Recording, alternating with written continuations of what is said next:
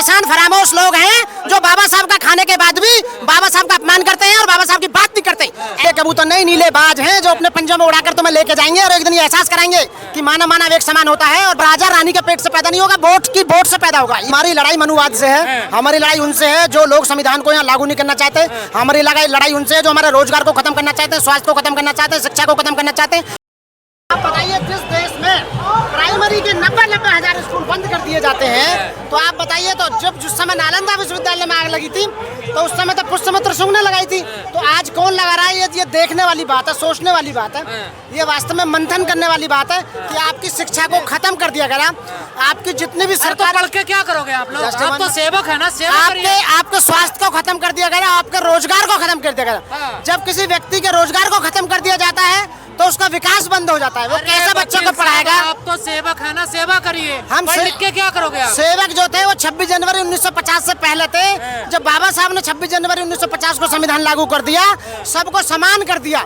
यहाँ कोई धर्म, ना ही कोई जाति, ना कोई ऊंच कोई नीच, कुछ नहीं। बाबा साहब ने कहा कि सब समान है, मानव मानव एक समान की भावना से जो संविधान बनाया था बाबा साहब ने इसीलिए बनाया था। लेकिन आज भी कुछ लोग मनुवादी हैं जो दोबारा से मनुस्मृति को लागू करना चाहते हैं, लेकिन वो कभी नहीं हो सकती। मनुस्मृति से क्या दिक्कत है आपको? क्योंकि मनुस्मृति उस समय की एक दांडिक विधि थी जिसके द्वारा दंड दिया जाता था।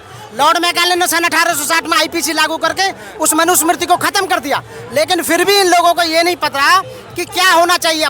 26 जनवरी 1950 को बाबा साहब ने सबको अधिकार दे दिया। अब राजा रानी के पेट से पैदा नहीं होगा, वोट से पैदा होगा, उस वोट से पैदा होगा।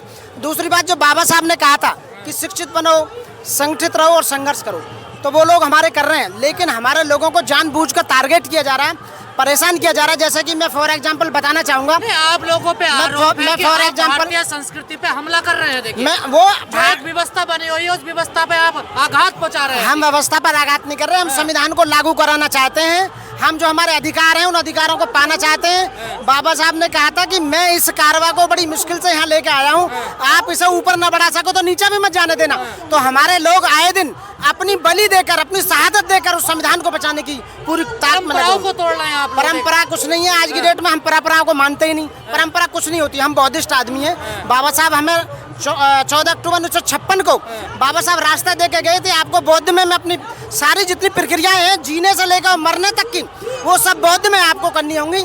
और ये 3% या 10% लोग हिंदू व्यवस्था को ये हमारे ऊपर थोपना चाहते हैं, जबरन थोपना चाहते हैं। आज व्यवस्था से दिक्कत क्या आपको? मेरे को दिक्कत ये है कि आज जिस मंदिर को भी उठाओगे तो मंदिर को, उस मंदिर में जो मूर्ति रखी हुई है वो उसी देवता की मूर्ति नहीं, भगवान बुद्ध की मूर्ति रखी हुई है।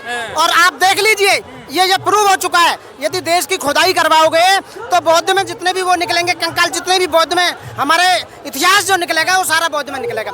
इनके सारे झूठे लोग हैं, झूठे देशभक्त हैं। संविधान की आड़ में हम लोगों को, आप एक और रिसेंटली बताऊं, आपको कहा जाता है ये जो नीले कबूतर हैं ये खासकर हिंदू धर्म को कमजोर करने में लगे। हम नीले कबूतर नहीं, नीले बाज हैं जो अपने पंजों में उड़ाकर तुम्हें लेके जाएंगे और एक दिन ये एहसास कराएंगे कि मानव मानव एक समान होता है और बाबा साहब ने जो हमें अधिकार दिए हैं वो लेकर रहेंगे। और हमारी लड़ाई लास्ट तक, जब तक हम अंतिम पंक्ति में खड़े हुए व्यक्ति को, जब तक सामाजिक स्टेटस बराबर नहीं हो जाएगा तब तक हम ये लड़ाई कंटिन्यू रहेगी, जारी रहेगी। सामाजिक स्टेटस तो ये बराबर होगा जब हिंदू राष्ट्र बन जाएगा भारत। नहीं, हिंदू राष्ट्र तो कभी नहीं बन सकता, क्योंकि हमारा जो संविधान है वो धर्मनिरपेक्ष है। बाबा साहब ने खुद लिखा है उसमें, क्योंकि यहाँ लोकतंत्र, राजतंत्र नहीं है। ये कोई भी राज्य किसी भी धर्म को प्रमोट नहीं करेगा, आगे नहीं बढ़ाएगा। तो भारत का संविधान खुद कहता है। अरे बाबा कह रहे संविधान गलत है ये। अरे बाबा भाड़ में के, बाबा ने पूछ कौन रहा? बाबा डिग्री कहाँ से लेकर आ रहा? बाबा को कोई नहीं पूछता, बाबा को कोई नहीं पूछता। और मैं आप लोगों के चैनल के माध्यम से बताना चाहता हूँ, किसी भी बाबा को किसी भी मंदिर में दान देना बंद कर दो, पूजा पाठ बंद कर दो, पत्थर पूजा बंद कर दो, उसमें कुछ नहीं रखा।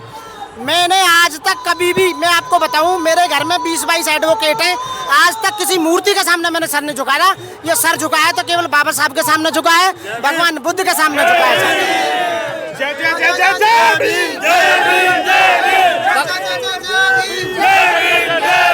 वकील साहब, आप पे आरोप लगता है कि वकील साहब को बाहर से मोटी फंडिंग होती है हिंदू धर्म को बदनाम करने के ना लिए। फंडिंग तो बाबा साहब हमें ऑलरेडी करके गए हैं। जिन लोगों को यहाँ चलने की आज़ादी नहीं थी, सांस लेने की आज़ादी नहीं थी, बाबा साहब हमें रिजर्वेशन देके, समानता का अधिकार देके गए। कैसे हो गए? बाबा साहब की मेहरबानी से, बाबा साहब आशीर्वाद देके गए हैं। हम तो बाबा साहब की मेहरबानी से हुए ना।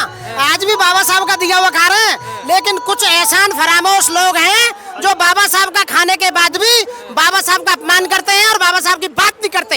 ऐसे हरामखोरों में जूते मारने का काम करो आप लोग। अरे बाबा साहब को तो देखिए मोदी जी ने ऐलान कर दिया, हर कोई देखिए बाबा साहब वो वोट लेने का प्रचार कर रहे हैं। वोट लेने का लॉलीपॉप है साथियों, वोट लेने का।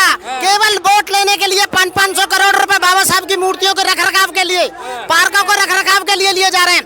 अब से पहले जो लोग तुम्हें स्वास्थ्य नहीं दे सकते, जो लोग तुम्हारी शिक्षा को छीन सकते हैं, तुम्हारे रोजगार को छीन सकते हैं, तुम्हारे UGC एक्ट को लागू नहीं कर सकते, वो क्या तुम्हें संविधान, आप बताइए क्या करेंगे? वो बाबा साहब को मानेंगे क्या? तुम दे पाएंगे? कुछ नहीं दे सकते साथियों। कह रहे हैं बाबा साहब ने संविधान कुछ नहीं, केवल वोट लेने के लिए, केवल वोट। यदि वोट, हाँ, यदि आपको वोट देनी है तो सिर्फ एक ही हमारी पार्टी है, बहुजन समाज पार्टी, हाथी का निशान, और कुछ नहीं है। आप, मैं अपने जितने भी हमारे सोशल मीडिया है उनसे रिक्वेस्ट करना चाहूंगा कि आप अनाप शनाप गलत क्वेश्चन ना पूछें, किसी भी व्यवस्था को आगे ना बढ़ाएं। आपका एक गलत सवाल पूछना, आपका एक गलत सवाल पूछना उनकी व्यवस्था को बढ़ावा देता है। मैं ये कह रहा हूँ उनके बारे में बात ही मत करो। किसके बारे में? जिन लोगों को बंद करना है, जिन लोगों को नीचे पहुंचाना है। लड़ाई है आपकी? हमारी लड़ाई मनुवाद से है। हमारी लड़ाई उनसे है जो लोग संविधान को यहाँ लागू नहीं करना चाहते। हमारी लड़ाई उनसे है जो हमारे रोजगार को खत्म करना चाहते हैं, स्वास्थ्य को खत्म करना चाहते हैं, शिक्षा को खत्म करना चाहते हैं, न्याय को खत्म करना चाहते हैं और हमें खत्म करना चाहते हैं, समानता को खत्म करना चाहते हैं। मनुवादी अम्बेडकरवाद कौन आगे चल रहा है?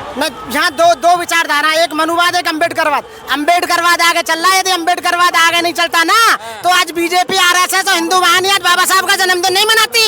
ये आपका उसी का मामला है। अरे रोज तो पीटा जा रहा है आपको, रोज तो शोषण हो रहा है आपका।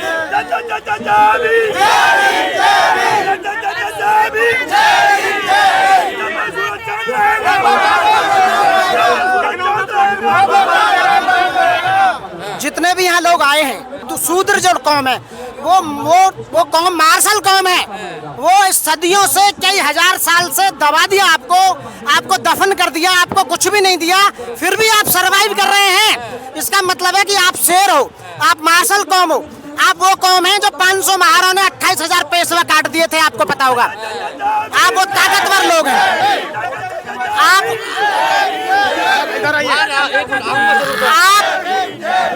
आप कह रहे हैं 28,000 पेशवाओं ने, ठीक है 28,000 पेशवा 500 महारों ने काट दिया, बारात तो निकाल नहीं सकते, मूछ तो रख नहीं सकते, आप अच्छे कपड़े तो पहन नहीं सकते आप। वो मैं कह रहा हूँ सब कुछ होगा। जब बाबा साहब ने कहा था अब संविधान लागू कर दिया, संविधान लागू होने के बाद हमारे लोग कानून का सहारा लेते हैं, एज पर संविधान, as per IPC CRPC evidence के द्वारा काम करते हैं। तो हम न्याय में विश्वास रखने वाले लोग हैं, इसलिए संविधान में विश्वास रखने वाले लोग हैं, इसलिए हम संविधान और न्याय का रास्ता चुन के आगे चलते हैं। और यदि एक दिन संविधान हटा दिया ना तो काट कर रख देंगे एक दिन के अंदर साथ।